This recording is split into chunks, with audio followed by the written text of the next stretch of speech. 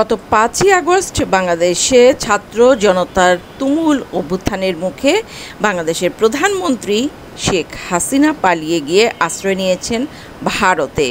আর ভারতের একমাত্র মিত্র যে শেখ হাসিনা, সেটা কিন্তু এখন আর কারোরই অজানা নেই। যখন থেকে শেখ হাসিনা পালিয়ে গেছেন, ভারতে আশ্রয় নিয়েছেন, তখন থেকেই ভারত বাংলাদেশিদের জন্য সকল ধরনের ভিসা বন্ধ করে দিয়েছে।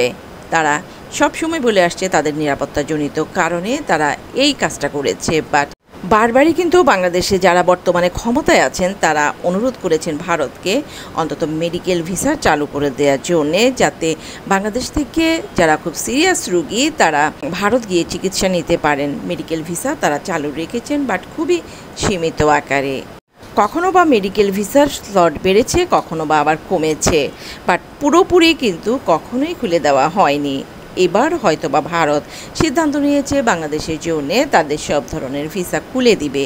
বাট যেই উপায়ে তারা খুলছে সেই উপায়টাই কিন্তু বাংলাদেশের কেউই ভারত গিয়ে এখন আর স্বাচ্ছন্দ্য বোধ করবে না। কেননা ভারতের যে নতুন আইন হয়েছে সেই আইনে কিন্তু অনেক কঠোরতা অবলম্বন করা হয়েছে। ইভেন কি ভারতের যে বিরোধীরা আছে তারাও কিন্তু বেঁকে বসেছিলেন, তারা বারবারই বিরোধিতা করেছেন এই আইন যাতে না হয়।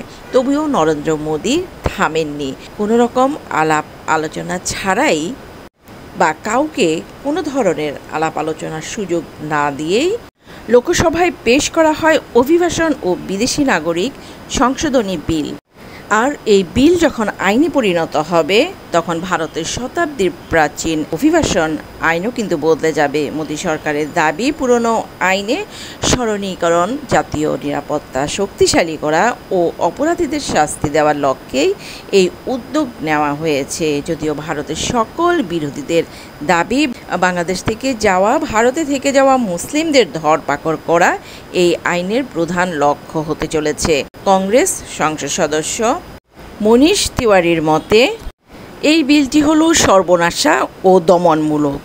বাংলাদেশ বা অন্য কোনো দেশ থেকে ভারতে যাওয়া কোনো বিদেশির যদি এর আগে এমন কোনো রেকর্ড থাকে ভারতের বিরুদ্ধে সমালোচনা করার, তাহলে কিন্তু কোনো অবস্থাতেই তাকে আর ভারতে ঢুকতে দেওয়া হবে না। উদাহরণস্বরূপ তিনি বলেছেন, কয়েক বছর আগে কৃষক আন্দোলনের সময় বিক্ষোভকারীদের সমর্থনে যারা বিদেশ থেকে ভারতে এসেছিলেন তাদের ভারতে আসার পরই বিমানবন্দর থেকে ফেরত পাঠানো হয়েছিল।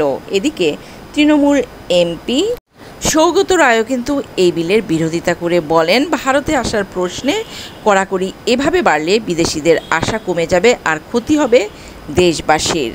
যেমনটা বর্তমানে বাংলাদেশ থেকে পর্যটক ভারতে না যাওয়ার কারণে হচ্ছে। ভারত সরকার যেহেতু ভিসা দিচ্ছেন না, বাংলাদেশ থেকে কেউ কিন্তু ভারত যেতে পারছেন না। বিশেষ করে পর্যটন ভিসা বা ট্যুরিস্ট ভিসা, যে ভিসাতে অনেক মানুষ যায় কেনাকাটা করে ভারতে। এই ঈদের সিজনে কিন্তু একটা ব্যবসার ভর মৌসুম। এই মৌসুমেও কিন্তু কলকাতার নিউ মার্কেট থেকে সমস্ত হোটেল বলেন, রেস্তোরাঁ বলেন বা শপিং মল বলেন, সব কিছুই কিন্তু ফাঁকা রয়েছে। আর এই ক্ষতিটা হচ্ছে কিন্তু অলমোস্ট ভারতেরই। আর নতুন যে বিল পাশ হয়েছে, এই বিল যদি আইনে পরিণত হয়, সেই ক্ষেত্রে ভারত যদি সব ধরনের ভিসা ছেড়েও দেয়, তাহলেও কিন্তু বাংলাদেশ থেকে কেউ ভারত যেতে চাইবে না। যদিও এই নতুন বিলটি উত্থাপন করার সময় স্বরাষ্ট্র মন্ত্রকের প্রতিমন্ত্রী নিত্যানন্দ রায় দাবি করেছেন, কাউকে ভারতে আসতে বাধা দেওয়ার জন্যে তারা এই বিল আনছে না। তবে যারা ভারত আসবেন তাদের অবশ্যই অভিবাসন আইন মানতে হবে। যেমন কেউ যদি ভারতের কোনো হাসপাতালে যায় চিকিৎসা নিতে অথবা বিশ্ববিদ্যালয় সহ অন্যান্য শিক্ষা প্রতিষ্ঠানে যায় এবং সেই প্রতিষ্ঠানগুলোতে তারা থাকে, তাহলে বাধ্যতামূলকভাবে সংশ্লিষ্ট কর্তৃপক্ষের এই বিষয়ে জানাতে হবে প্রশাসনকে। এর পাশাপাশি কোনো বিদেশি যদি কোনো বাড়িতে থাকেন, তাহলে সেই বাড়ির মালিককেও এই বিষয়ে অভিহিত করতে হবে কর্তৃপক্ষকে। সো বুঝতেই পারছেন যে বাংলাদেশ থেকে কেউ যদি যায়, এত ঝামেলা মাথায় নিয়ে তারা নিশ্চয়ই সেখানে থাকতে চাইবে না।